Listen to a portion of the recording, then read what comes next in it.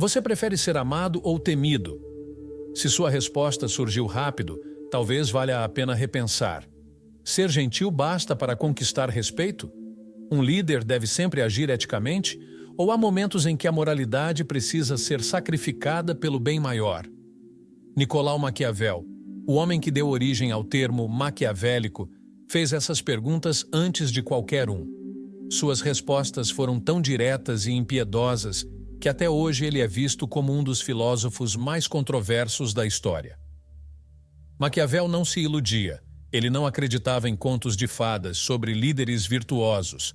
Queria enxergar o mundo como ele realmente era, sem máscaras, sem hipocrisia. E ao fazer isso, revelou algo que muitos preferem ignorar. O poder raramente está nas mãos dos justos. Seus escritos foram considerados perigosos. Chamaram-no de imoral, amoral, até mesmo um servo de Satanás. Seu livro O Príncipe foi proibido pela Igreja Católica e uma instituição chegou a declará-lo inimigo da humanidade. Mas o que ele realmente disse? Ele defendia que deveríamos ser frios e manipuladores ou apenas alertava sobre a natureza cruel do poder? Neste vídeo, vamos explorar os conselhos provocadores de Maquiavel e entender por que suas ideias continuam moldando desde líderes empresariais até relações pessoais. Se você já sentiu que o mundo favorece manipuladores e pune os honestos, talvez seja a hora de enxergar Maquiavel não como um vilão, mas como um realista implacável. Seja bem-vindo à Odisseia interior. Imagine viver em uma época onde traições, conspirações e execuções eram tão rotineiras quanto o nascer do sol. Essa era a Florença do século XV, uma cidade rica, poderosa e mergulhada no caos, onde famílias rivais, exércitos mercenários e até a igreja travavam uma guerra incessante. Foi nesse cenário turbulento que Nicolau Maquiavel nasceu em 1469, filho de um advogado sem prestígio. Cercado por livros desde a infância, especialmente os clássicos gregos e romanos, logo aprendeu que a história não era escrita pelos justos, mas pelos mais astutos. Florença não era governada por reis ou imperadores, mas por uma elite volúvel que mudava de lado ao menor sinal de fraqueza. A cidade oscilava entre períodos de liberdade republicana e a dominação absoluta dos Médici, uma poderosa família de banqueiros. Aos 29 anos, Maquiavel conquistou um dos cargos mais influentes da República de Florença, secretário da Segunda Chancelaria. Isso o colocou no centro do jogo político. Ele negociou com papas, reis e generais, lidando com figuras que pregavam moralidade e fé, mas nos bastidores conspiravam para envenenar e assassinar aliados. Foi nesse ambiente que ele percebeu uma verdade incômoda. Os líderes mais bem-sucedidos não eram os mais justos, mas os mais eficazes. Por mais de uma década, Maquiavel operou nos bastidores da política florentina, tramando alianças, espionando inimigos e tentando fortalecer a República. Mas em 1512, sua sorte virou. Os Médici, antes exilados, retomaram Florença com apoio do Papa e dos espanhóis. Maquiavel, visto como símbolo da antiga república, foi preso e torturado. Sim, torturado. Seus pulsos foram amarrados atrás das costas e ele foi suspenso no ar para arrancarem uma confissão. Mas ele nada admitiu. Sem provas, os Médici o libertaram, mas com uma condição: jamais poderia voltar à política. Exilado de sua própria cidade, isolado em uma pequena fazenda nos arredores de Florença, ele começou a escrever seu livro mais famoso, O Príncipe. Aqui está a ironia. Maquiavel não escreveu esse livro para destruir a moralidade, mas como um presente aos Médici, esperando reconquistar sua posição. Porém, o que registrou nessas páginas foi tão frio e impiedoso que rapidamente foi visto como um manual de cinismo e manipulação. Assim, o republicano apaixonado não ficou lembrado como defensor da liberdade, mas como o arquétipo do estrategista sem escrúpulos. A ironia? Ele jamais recuperou seu poder. O autor do maior manual sobre o poder morreu sem influência, sem riquezas e sem seu tão desejado retorno à política. Mas suas ideias sobreviveram. Moldaram líderes, ditadores, revolucionários e estrategistas. Gostem ou não, O Príncipe tornou-se um dos livros mais estudados da história. Agora que conhecemos o homem por trás das ideias, é hora de mergulhar no coração de sua filosofia. Afinal, o que Maquiavel realmente ensinou sobre poder e liderança? O que é mais importante para um líder? Ser amado ou temido? Para Maquiavel, a resposta era clara. Se for preciso escolher, seja temido. Mas cuidado, jamais seja odiado. O amor do povo é instável, pode desaparecer no primeiro sinal de crise. Mas o medo, quando aplicado com inteligência, mantém as pessoas sob controle. Com essa lógica, o príncipe parecia, à primeira vista, um manual de governo. Mas, conforme suas ideias foram sendo digeridas, ficou claro que não se tratava apenas de política. Era um estudo implacável sobre a natureza humana. Para Maquiavel, o erro mais fatal de um líder era acreditar que as pessoas são boas por natureza. Elas não são. As pessoas são volúveis, egoístas e facilmente influenciáveis. Seguirão você enquanto isso lhes trouxer vantagem, mas não hesitarão em traí-lo se surgir a chance. Um líder sábio não pode ser ingênuo. Deve estar pronto para iludir, enganar e, se necessário, eliminar seus adversários antes que o façam com ele. Contudo, há um detalhe. Isso não pode ser feito de qualquer forma. A violência não deve ser gratuita. A traição não pode ser impulsiva. O líder maquiavélico deve ser meticuloso e estratégico, como um cirurgião que só corta quando é essencial. Um dos aspectos mais polêmicos de O Príncipe é a ideia de que um governante não deve se apegar demais à moral. Virtudes como lealdade e honestidade são belas no discurso, mas fatais na prática. Maquiavel sustentava que um líder não precisava ser genuinamente bom, apenas parecer ser. A aparência da virtude é mais útil que a virtude em si. Se você for sempre sincero, acabará enganado por quem não é. Se for leal a todos, será traído por aqueles que não compartilham dessa lealdade. Mas se souber jogar o jogo, mantendo a reputação de justo enquanto age com frieza nos bastidores, conquistará o verdadeiro poder. E o que acontece com quem ignora essa lição? Maquiavel viu com os próprios olhos. Governantes que confiavam demais na bondade dos outros acabaram depostos. Reis que priorizaram a justiça acima de tudo foram devorados pela corrupção dos inimigos. A história, segundo ele, não foi escrita pelos mais justos, mas pelos mais astutos. Foi por isso que O Príncipe se tornou uma obra tão perigosa. Ele não falava sobre como o mundo deveria ser, mas sobre como ele realmente é. Expunha a moralidade como um disfarce, um teatro usado pelos poderosos para manipular as massas. Esse era o escândalo para seus contemporâneos. A Igreja Católica proibiu o livro. Filósofos chamaram Maquiavel de maligno. Sua obra foi rotulada como perigosa, mas, ironicamente, muitos líderes seguiram seus ensinamentos sem admitir. Napoleão Bonaparte carregava O Príncipe consigo. Ditadores e estrategistas políticos estudaram suas táticas. Até magnatas aplicaram seus princípios nos bastidores dos negócios. Maquiavel não criou um novo jogo, apenas revelou as regras que sempre existiram. Agora todos podiam enxergar o que antes era oculto, mas ele não dizia que o mundo deveria ser cruel, apenas mostrava que a crueldade frequentemente vence. E isso levanta uma questão incômoda. Até que ponto devemos jogar esse jogo? Devemos agir com frieza e cálculo para garantir nosso sucesso?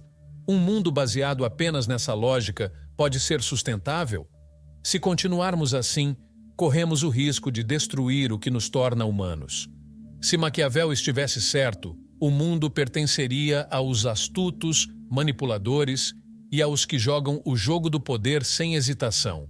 Mas será que essa lógica pode existir sem consequências?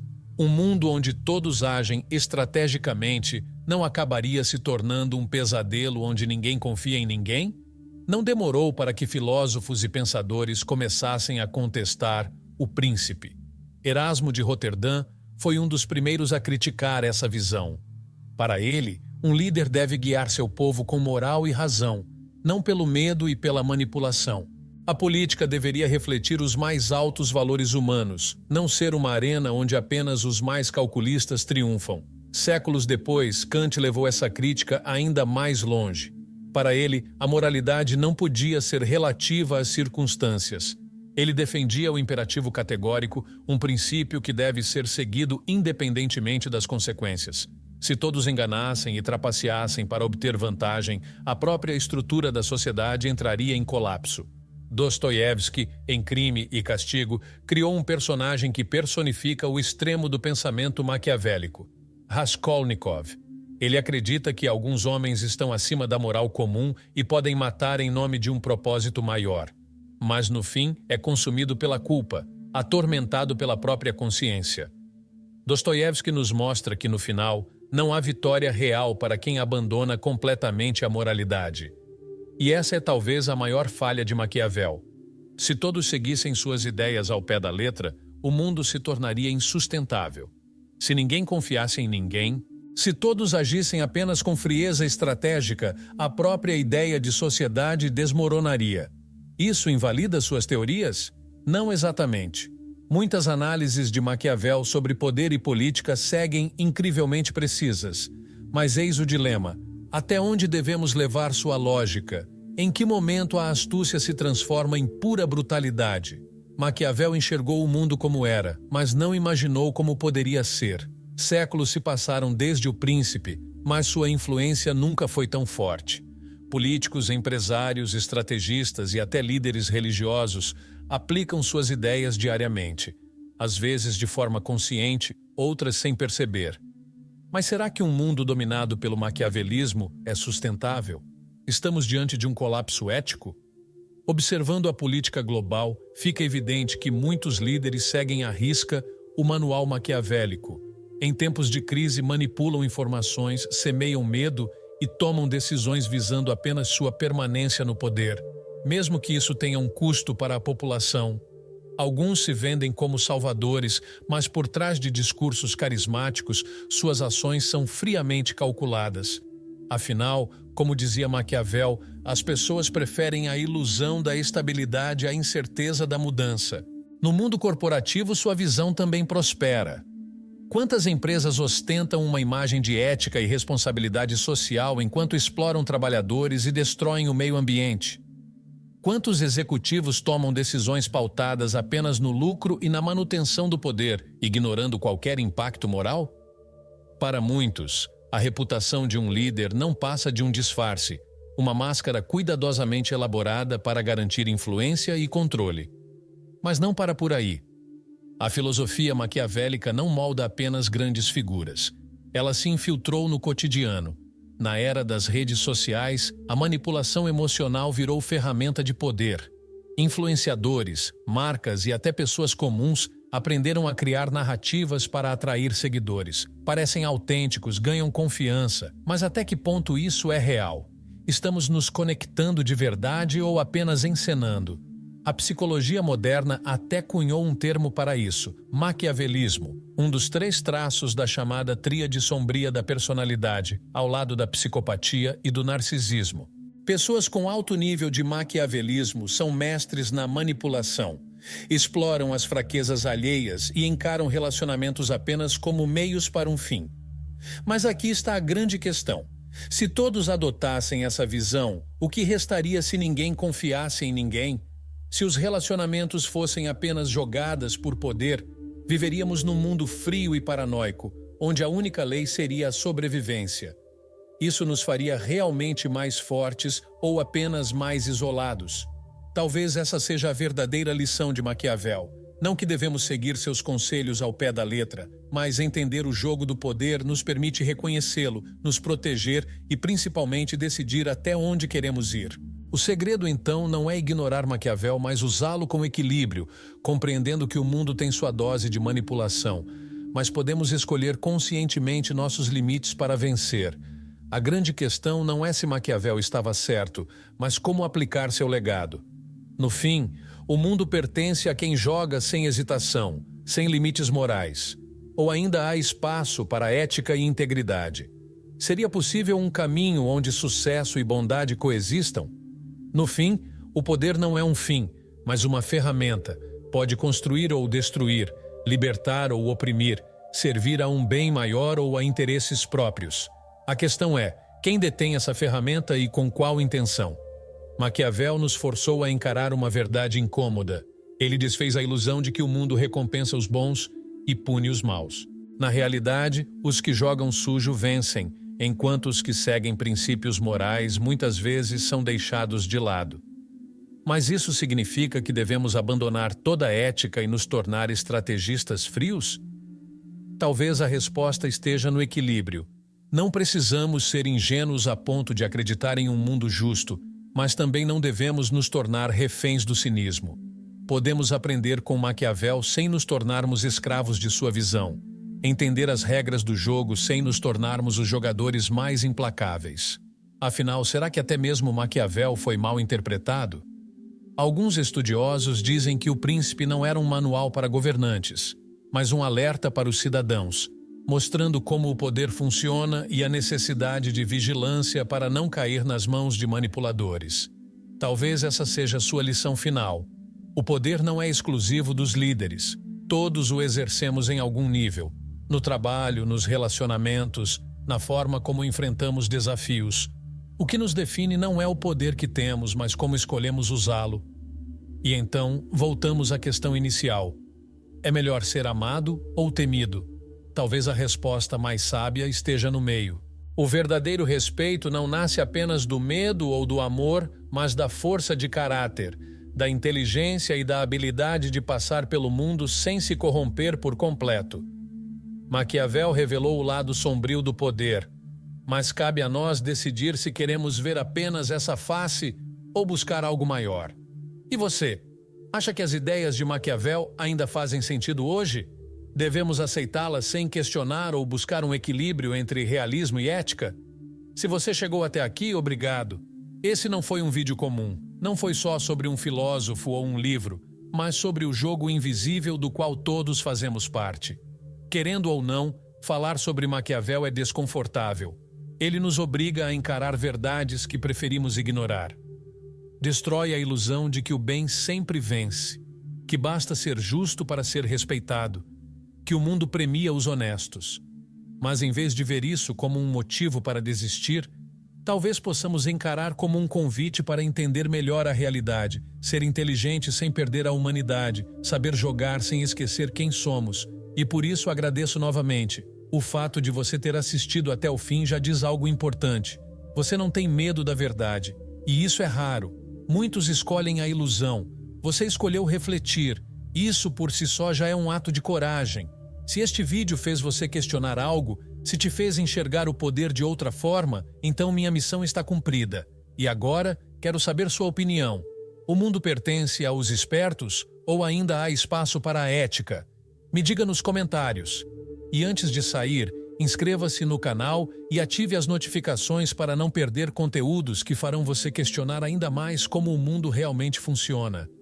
Se quiser continuar explorando essas ideias, os vídeos na tela vão te levar ainda mais fundo.